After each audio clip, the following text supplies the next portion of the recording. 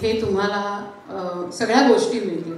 म्हणजे flight booking, विजा, ट्रॅव्हलचं सगळा plan आणि टूर्स तर आपण करतोच आहोत. आणि ॲपमधनं एवढं निश्चित आहे की जो त्रास होतो ना एरवी आपण विजासाठी स्ट्रेस असतो, तिकीट बुकिंग असं खूप वेगवेगळं, आणि अगेन नितीन म्हणाला तसं प्रॉमिसेस खूप असतात, पण ते पूर्ण करायला आपण जेव्हा प्रत्यक्ष त्या टूरवर जातो तेव्हा लक्षात येतं की खूप त्रुटी आहे. ऑफकोर्स आता आम्ही पण नवीनच प्रवास करतोय, कदाचित आमच्याकडनी काही चुका होतील, चूकभूल घ्यावी, पण आमचा प्रयत्न हा राहील की कुठलाही त्रास न होता तुम्हाला फक्त प्रवासाचा आणि त्या सगळ्या अनुभवांचा एक चांगला अनुभव मिळावा.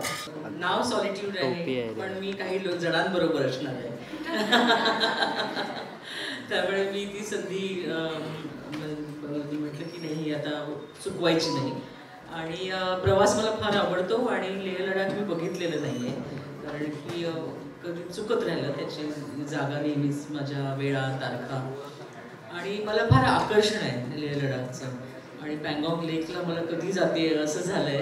म्हणजे नुसतं 3 इडियट्समध्ये बघितलं म्हणून नाही, काहीतरी मला तिथून मिळणार आहे किंवा मी अजून शांत होणार आहे काहीतरी. आणि आपल्या म्हणजे भारताचा मला इतका अभिमान आहे की इतक्या गोष्टी इतकं बघण्यासारखं आहे, तर सुरुवात आपण लेह लडाखपासून करावी असं मी ठरवलं आहे.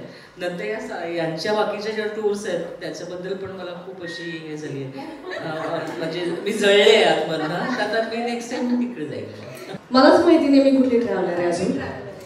हां, मी कधी उठते आणि निघून जाते, कोणालाच माहिती नसतं. मी उठते आणि निघून जाते. मी आता परवा जंगलातून परत आली आणि कोणालाही माहित नव्हतं मी जंगलात.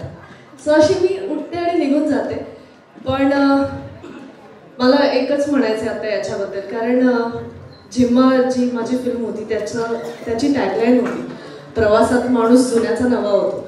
तर मला असं वाटतं की या सॉलिट्यूडमुळे आणि आम्ही सुद्धा आणि अनेक प्रवासी सुद्धा जुन्याचे नवीन होणार आहेत, काहीतरी नवीन तुम्हाला मिळणार आहे याच्यातून. आणि मला कायम असं वाटतं की एक छोटासा प्रवास जरी केला, म्हणजे मी नाशिकची आहे फॉर एक्झाम्पल, आपण नाशिक घेऊया, तर मी कधीही नाशिकला जाऊन परत येताना मी काहीतरी वेगळं घेऊन येते. आणि हे खूप इंटरेस्टिंग आहे आपल्या आयुष्यात आणि त्यामुळे आपण कदाचित पुढे जात असतो असं मला वाटतं.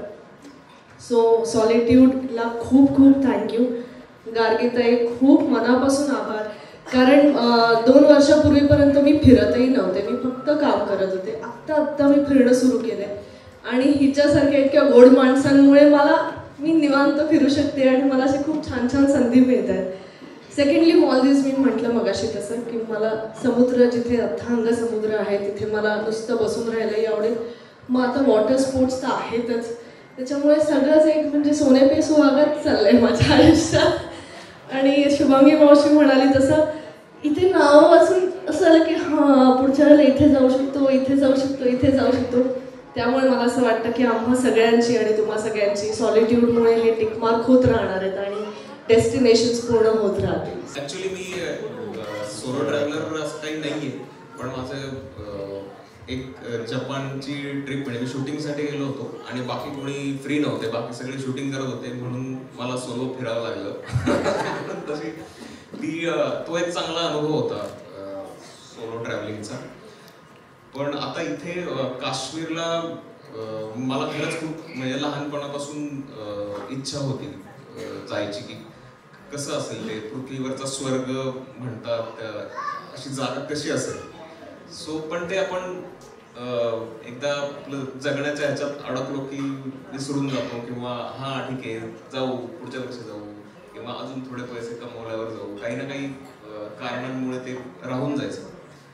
पण आता मी जातोय फायनली काश्मीरला.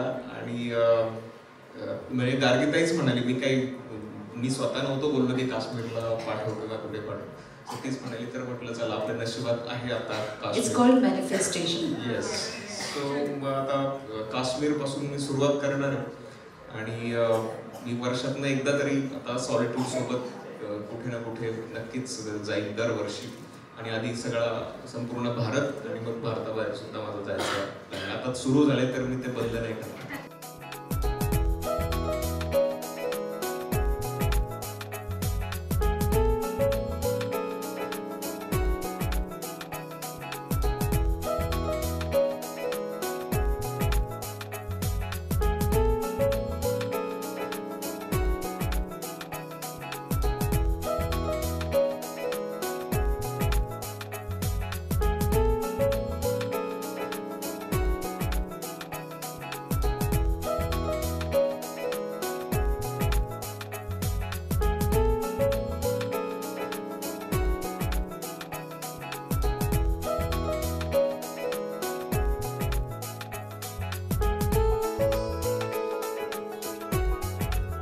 मराठी मनोरंजन सृष्टीमधील मालिका, चित्रपट, नाटक तसेच कलाकारांबद्दलच्या नवीन अपडेट्स जाणून घेण्यासाठी नक्की सबस्क्राईब करा इट्स मज्जा मराठी या आपल्या नवीन यूट्यूब चॅनलला.